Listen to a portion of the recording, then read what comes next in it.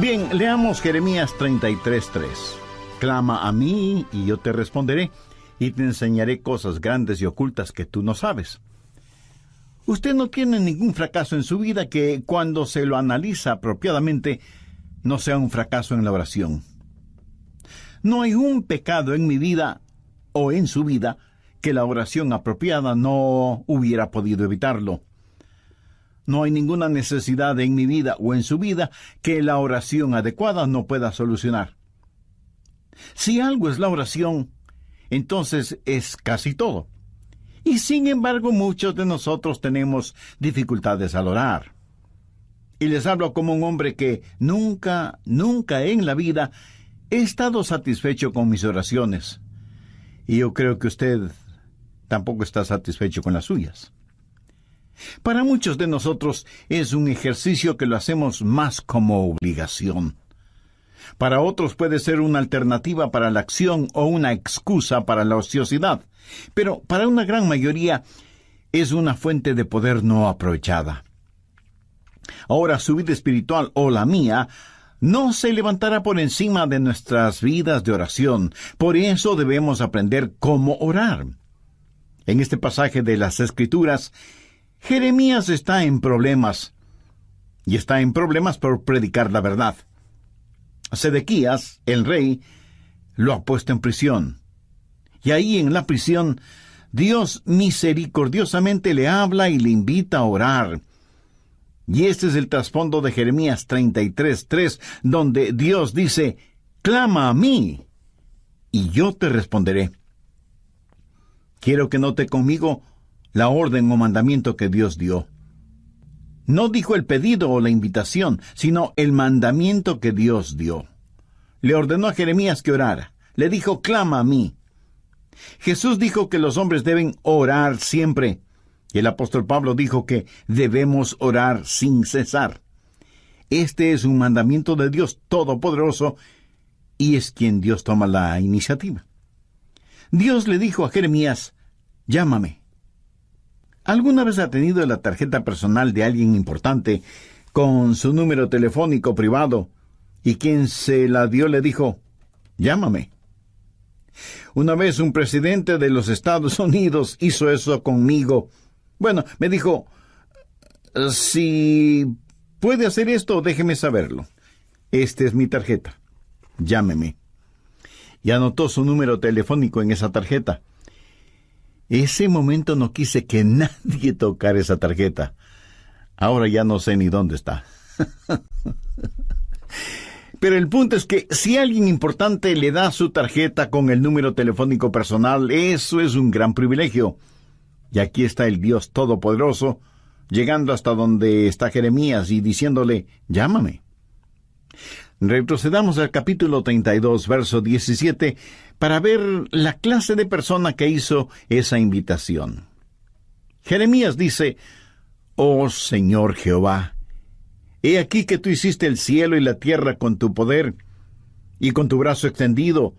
No hay nada que sea difícil para ti, que haces misericordia a millares y castigas la maldad de los padres en sus hijos después de ellos. Dios grande, poderoso, Jehová de los ejércitos es su nombre». Mi amigo, ese Dios es quien dijo: «Llámame». Él es quien dio su número privado. Jeremías 33:3, y dijo: «Aquí está mi número privado, quiero que me llames». Es mi invitación para ti. La mayoría de nosotros no podemos sencillamente tomar el teléfono y llamar a los jefesotes en el gobierno, o en los negocios, o en el mundo del entretenimiento. Pero escúcheme, no hay ni uno solo de ustedes que me están oyendo que no puedan hacer contacto con el cielo. Frente a determinadas situaciones, nunca diga que no hay nada que usted pueda hacer, porque sí puede orar. Y la oración no es algo que solo usted puede hacer, es algo que todos podemos hacer. Y porque Dios nos ha pedido que oremos, y porque Dios nos ha invitado a que oremos, y porque Dios nos ha ordenado que oremos, el dejar de orar es un pecado, pero también es una invitación. Y el dejar de orar es un insulto.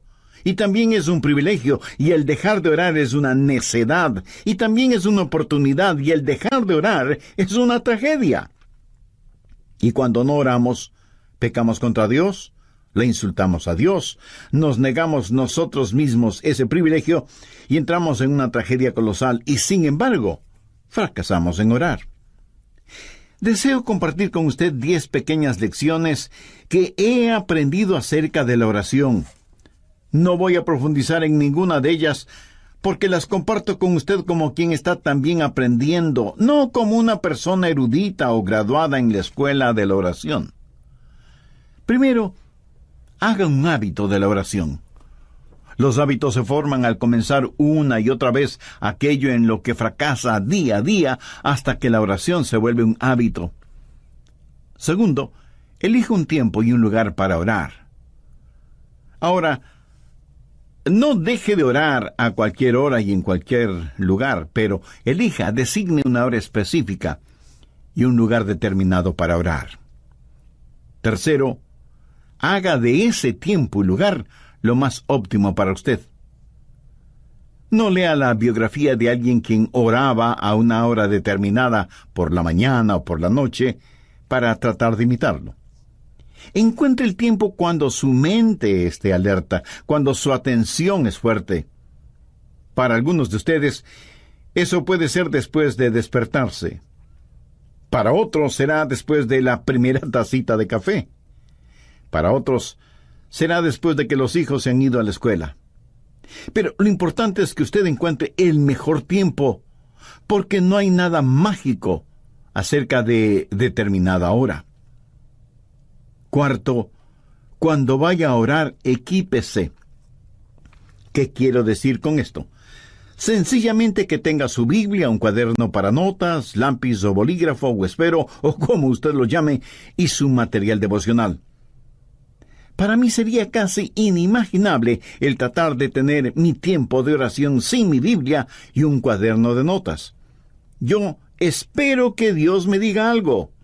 Y si Dios me dice algo, quiero estar listo para anotarlo. Y aunque ya lo he dicho antes, lo voy a repetir ahora. La más débil de las tintas es mejor que la mejor memoria. Quinto, comience su oración leyendo la palabra de Dios. No ore primero para después leer la Biblia. Lea la palabra de Dios y después ore. Lo que Dios tenga que decirle a usted es más importante que lo que usted tenga que decirle a Dios, y su oración será mejor nutrida, avivada, entusiasmada, instruida y guiada cuando usted se hunde en la palabra de Dios. Sexto, aprenda a orar durante todo el día. En 1 Tesalonicenses 5:17 leemos: orad sin cesar. Una de las cosas que me ha bendecido al leer la vida de Dwight L. Moody, quien fuera el Billy Graham de su tiempo, es lo siguiente. Dicho por su biógrafo: nunca hizo oraciones largas, pero nunca pasó demasiado tiempo sin orar. ¿No es eso extraordinario? Nunca pasó demasiado tiempo sin orar. La oración fue para Moody un estilo de vida, y cuando algún asunto surgía, él oraba por eso.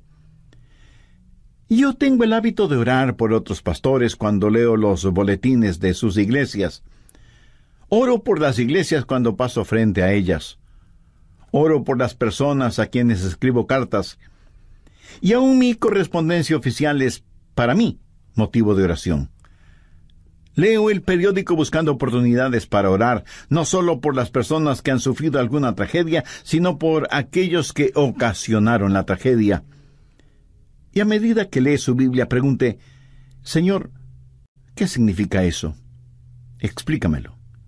Hable con Dios. El otro día yo estuve en mi automóvil y le decía al Señor que le amaba, y comentaba con él una hermosa puesta de sol. Estoy seguro que a Él le agrada el que sus hijos aprecien las cosas hermosas que Él ha creado y que se lo digan. Séptimo, mantenga un registro de sus pedidos de oración y de las oraciones contestadas. Yo no hago esto tan bien como otras personas lo hacen.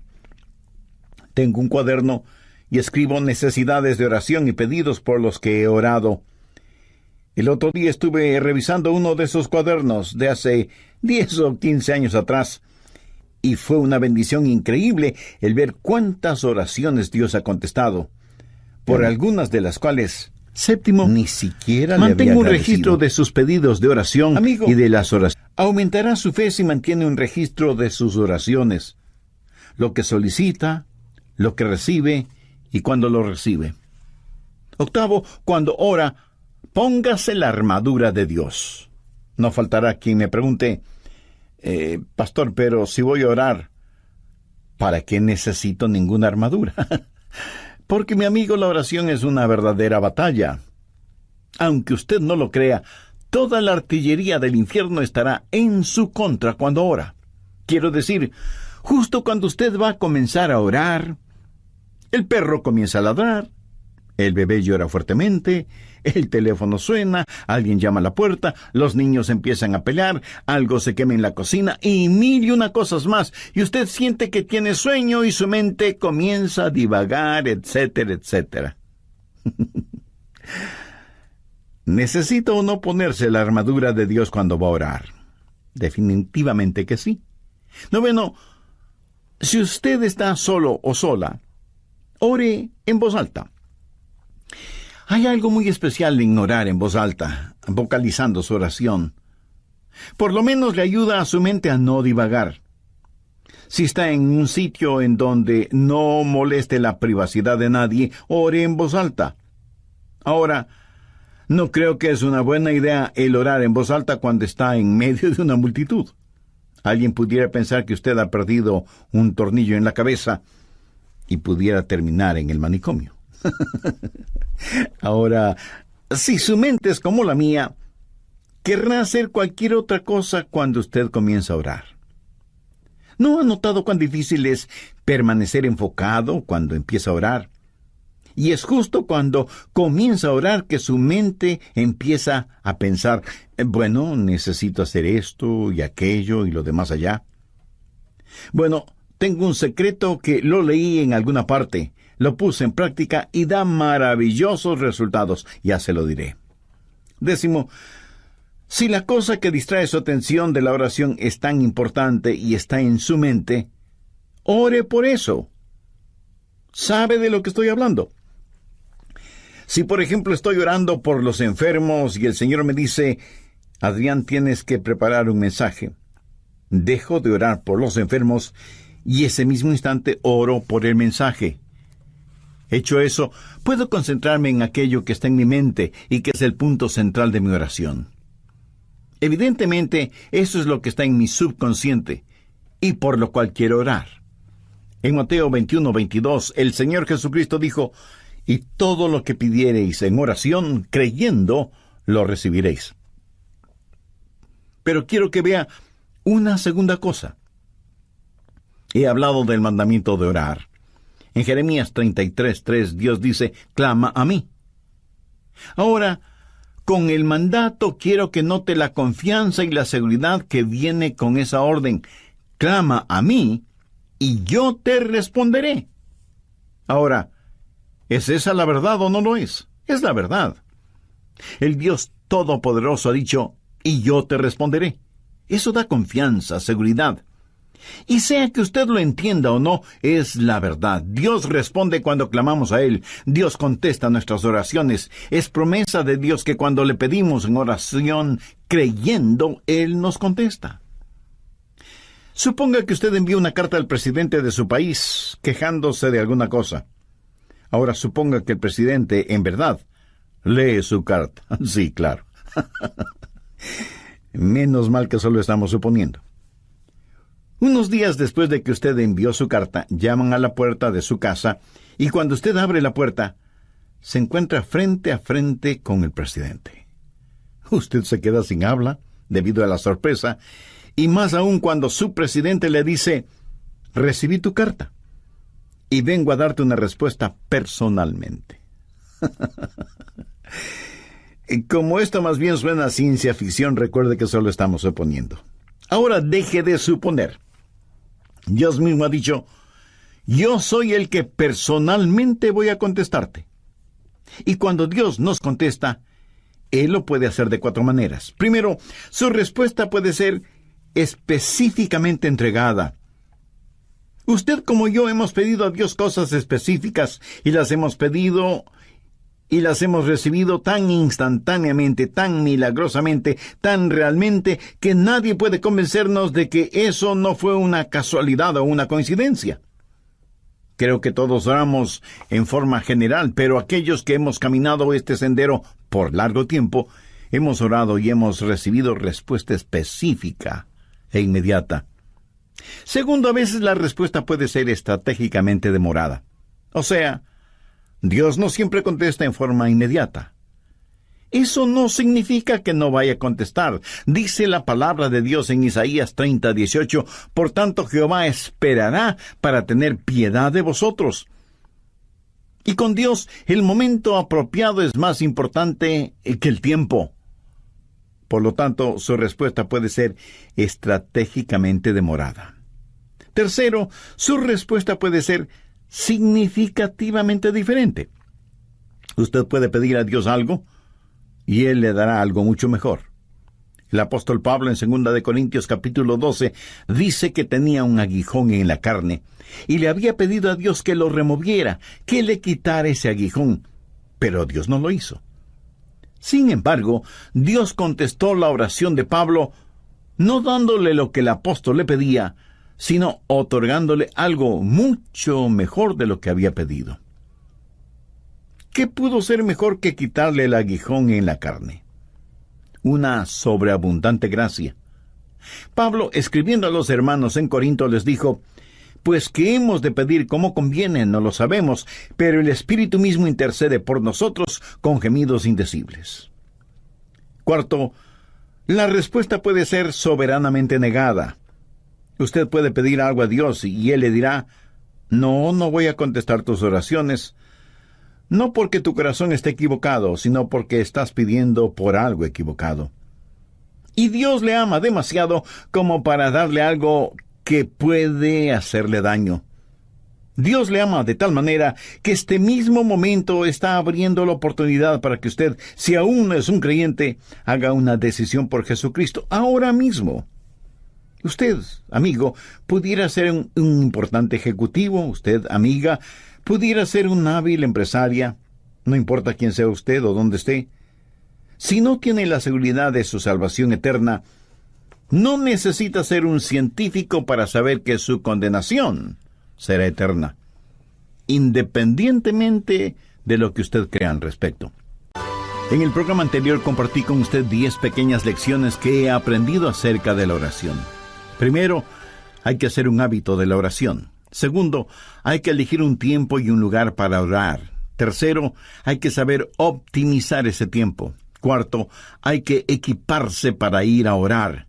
Quinto, hay que leer la palabra de Dios antes de orar. Sexto, hay que saber orar durante todo el día. Séptimo, es bueno mantener un registro de oraciones pedidas y contestadas. Octavo, para orar hay que ponerse la armadura de Dios. Noveno, si usted está solo o sola, ore en voz alta. Y décimo, si lo que le distrae de la oración es importante, ore por eso. También vimos que cuando Dios contesta, lo puede hacer de 4 maneras. Primero, su respuesta puede ser específica e inmediata. Muchos de ustedes, así como yo mismo, a veces hemos recibido respuestas inmediatas a nuestras oraciones. Segundo, su respuesta puede ser estratégicamente demorada. Dios no siempre contesta en forma inmediata. Su respuesta puede demorar, pero siempre será en nuestro beneficio. Para Dios, el momento apropiado es más importante que el tiempo. Tercero, su respuesta puede ser significativamente diferente. Dios le puede dar algo totalmente diferente de lo que usted pidió, pero siempre será algo mucho mejor de lo que fue su pedido. Cuarto, su respuesta puede ser una negativa soberana.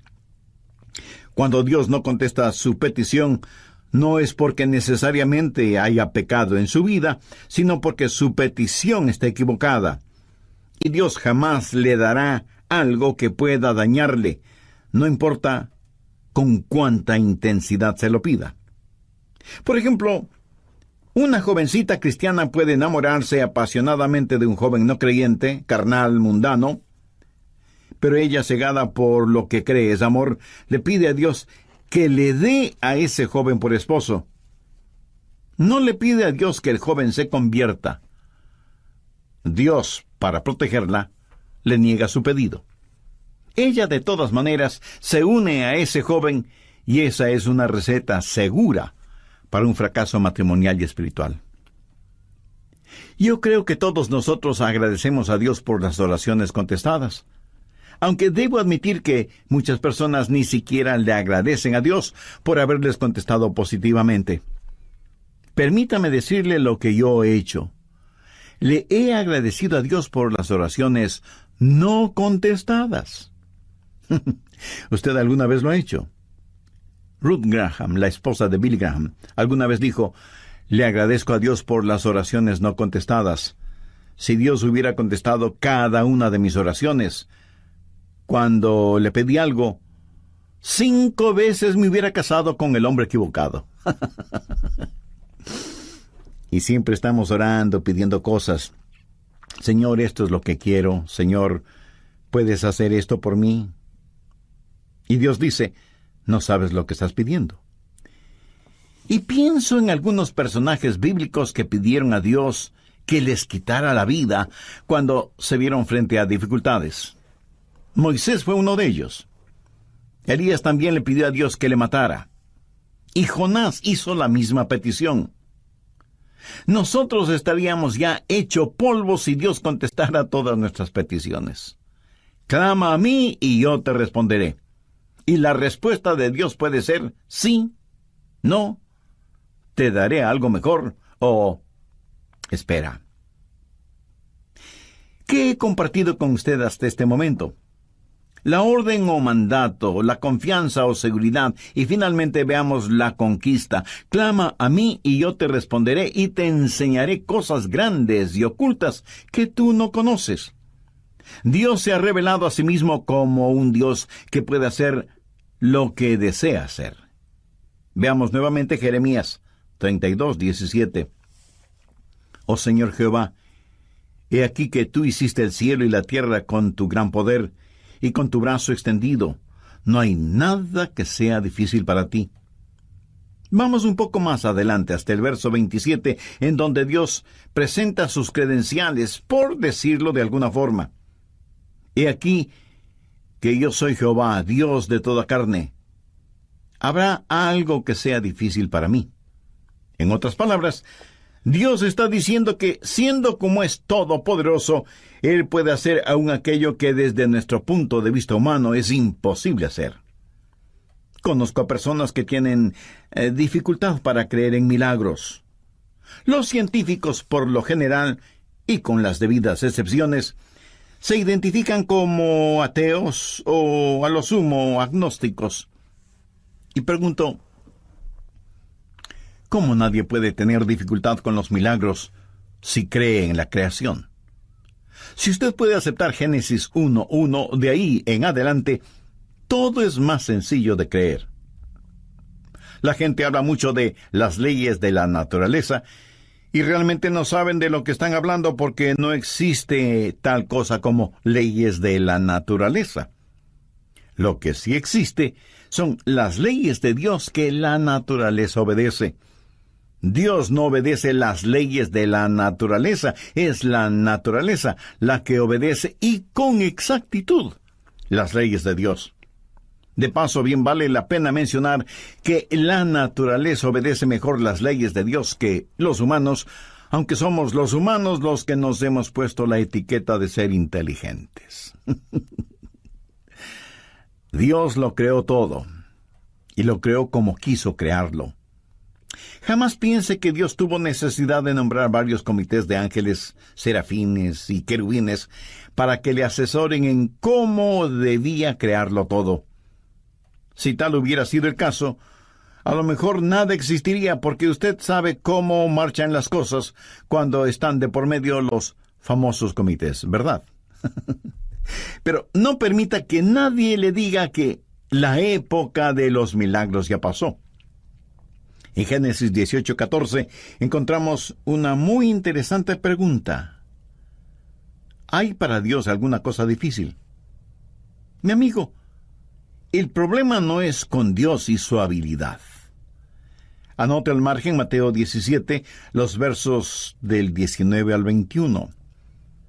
Viniendo entonces los discípulos a Jesús aparte, dijeron: ¿por qué nosotros no pudimos echarlo fuera? La referencia es que ellos habían tratado de sanar a un joven lunático o poseído por el diablo, pero no habían podido hacerlo. Cuando Jesús intervino, sanó de inmediato al joven. Eso motivó que ellos preguntaran a Jesús: ¿por qué nosotros no pudimos echarlo fuera? Jesús les dijo: por vuestra poca fe. Porque de cierto os digo que si tuviereis fe como un grano de mostaza, diréis a este monte: pásate de aquí y allá, y se pasará, y nada os será imposible. Subraye esa última frase: nada os será imposible. Pero este género se refiere a la posesión demoníaca. No sale sino con oración y ayuno.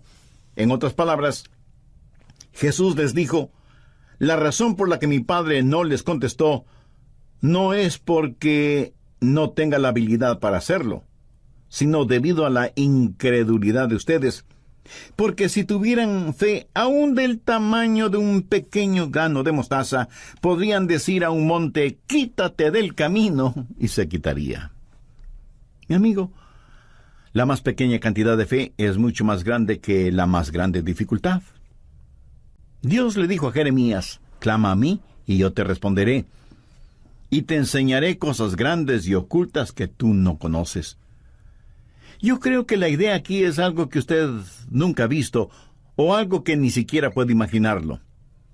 Y este verso me trae a la memoria Efesios 3, versos 20 y 21, en donde Pablo, pensando en la grandeza del Señor, dice: y aquel que es poderoso para hacer todas las cosas, mucho más abundantemente de lo que le pedimos o entendemos, según el poder que actúa en nosotros, a Él sea gloria en la Iglesia en Cristo Jesús por todas las edades, por los siglos de los siglos. Amén. No hay ninguna oración demasiado difícil como para que Dios no conteste. No hay ningún problema demasiado grande que Dios no pueda resolverlo. No hay persona demasiado perdida como para que Dios no pueda salvarla. No hay promesa demasiado complicada como para que Dios no la cumpla. Clama a mí, y yo te responderé, y te enseñaré cosas grandes y ocultas que tú no conoces. Y si usted me pregunta: si pido a Dios algo que esté fuera de su voluntad, ¿me escuchará? Amigo, debe estar bromeando. Por supuesto que le escuchará, pero no le contestará. Mire lo que dice 1 de Juan 5:14. Y esta es la confianza que tenemos en Él, que si pedimos alguna cosa conforme a su voluntad, Él nos oye. Sabiamente se ha dicho que nada está fuera del alcance de la oración, sino aquello que está fuera de la voluntad de Dios. Ahora, usted no querrá nada que no sea la voluntad de Dios para usted, ¿verdad? Verá, la voluntad de Dios no es algo que tiene que hacer, más bien es algo que quiere hacer. La voluntad de Dios es lo que usted quisiera para usted mismo, si tuviera el suficiente sentido común para quererlo. Dios le ama. Recuerde que la única cosa que está fuera del alcance de la oración es aquello que está fuera de la voluntad de Dios. Pero para Dios no hay problema demasiado grande, ni promesa demasiado difícil, ni personas demasiado perdidas. No hay nada que Dios no pueda hacer. De hecho, al mirar este versículo en Jeremías, clama a mí y yo te responderé, y te enseñaré cosas grandes y ocultas que tú no conoces, está en realidad dentro del contexto de problemas nacionales. ¿Acaso usted no tiene un inquieto sentir acerca de todo lo que está pasando en el mundo de hoy? Dios le está diciendo a Jeremías: mira, Jeremías, todo está bajo control. Ahí está Babilonia. Ahí está el cautiverio. Todas estas cosas van a suceder. En el capítulo 32 de Jeremías, desde el versículo 36, Dios le dice a Jeremías qué es lo que va a pasar, y comienza a hablar acerca de sus planes para Israel, del cautiverio en Babilonia, del regreso a la tierra, del venidero reino de Cristo, y luego le dice a Jeremías que ore. En la oración, nos unimos con Dios en regular las naciones y operar el universo. Y yo realmente no entiendo esto, pero Dios ha dicho lo que va a hacer, y nada de lo que nosotros hagamos podrá detenerlo. Y sin embargo, se nos dice que debemos orar para que venga su reino. Sabemos que un día vendrá, pero se nos dice que debemos orar. Preparando este mensaje acerca de la oración, no pude dejar de pensar qué arma es la oración en tiempos de calamidad nacional, o en tiempos de cualquier clase de calamidad. Varios países del mundo tienen ya cohetes con cabezas nucleares, teledirigidos, y que dan en el blanco con precisión absoluta. Hay cohetes que pueden ser disparados desde la superficie de la Tierra, desde las profundidades del mar o desde las alturas espaciales. Pueden viajar sin que nadie los detecte, y tan velozmente como el pensamiento, y pueden tener una detonación demorada. Y si al decir lo que voy a decir usted piensa que estoy cambiando de tema, no es así. Solo escúcheme atentamente. ¿Sabía que en Juan 17 Jesús oró por usted y por mí? Veamos el verso 20. Mas no ruego solamente por estos, sino también por los que han de creer en mí, por la palabra de ellos. Ahí usted puede poner su nombre, o yo puedo poner el mío. Usted puede comenzar a orar ahora si es que tiene niños pequeños en su hogar, por las personas con quienes se casarán. Haga una oración de detonación retardada, sabiendo que dará en el blanco. ¿Sabe qué es lo mejor de todo esto? Que Satanás no tiene ninguna defensa contra nuestros cohetes espirituales. Tampoco existe un cohete contra la oración. Dios dice, clama a mí en tiempo de problemas, en tiempo de calamidades, y yo te escucharé. Amigo, yo no estoy haciendo esa promesa. Es la promesa de Dios en Jeremías 33:3. Clama a mí y yo te responderé y te enseñaré cosas grandes y ocultas que tú no conoces. Cosas que son mucho más abundantemente de lo que pedimos o entendemos. Mi anhelo es que en su corazón usted pueda decir, Señor, enséñame a orar. No, enséñame cómo orar, sino sencillamente, enséñame a orar. Necesitamos orar. Le agradecería que usted ore por mí, para que mi oración pueda ser más estratégica. No quiero ser un hipócrita acerca de la oración y pedirle que haga algo que yo no lo haga. Profundicemos en nuestra vida de oración y agudicemos nuestro enfoque. Vivimos en días tenebrosos y los hijos de Dios necesitamos orar. La forma de orar es tener la capacidad de decir, Padre, nuestro Padre. Pero Dios no puede ser su Padre, a menos que usted haya nacido en la familia de Dios. Y para eso, la Biblia dice que hay que nacer de nuevo. Cuando usted recibe a Jesucristo como su Salvador y Señor, ese momento Él se vuelve su Salvador, su mediador entre el hombre y Dios el Padre. Cuando lo recibe, usted nace en la familia de Dios y puede orar en el nombre de Jesús. El mismo Señor Jesucristo dijo, si algo pidiereis en mi nombre, lo haré. Pero usted no puede pedir nada en nombre de Jesús hasta que le haya recibido como Señor y Salvador. Si usted todavía no es salvo, puede serlo este mismo momento. Puede tener esa seguridad ahora mismo. Y si entre quienes me están escuchando hay alguien que no conoce a Cristo en forma personal, donde quiera que usted esté, quien quiera que usted sea, Cristo está esperando su invitación para entrar en su corazón y darle vida eterna. La Biblia dice, cree en el Señor Jesucristo y serás salvo. Crea que Él es el Hijo de Dios que pagó por sus pecados, derramando su preciosa sangre en la cruz del Calvario. Crea que Dios, el Padre, le levantó con poder de entre los muertos. Crea que Él no solo puede salvarle, sino que quiere salvarle si solo confía en Él. Si este mismo instante usted confía sinceramente en Él y le recibe como su Salvador y Señor, sus pecados le serán perdonados inmediatamente. Cristo morará en usted permanentemente y el cielo será su morada eternamente. Si tiene ese deseo y necesidad espiritual, le invito a orar una sencilla oración. Use sus propias palabras. Converse con Dios y dígale: querido Dios, anhelo que esta oración pueda llegar a ti. En realidad no estoy acostumbrado a orar. Y no sé si lo que te estoy diciendo es orar o no. En todo caso, vengo a ti porque me reconozco pecador. Estoy perdido espiritualmente y necesito perdón y salvación.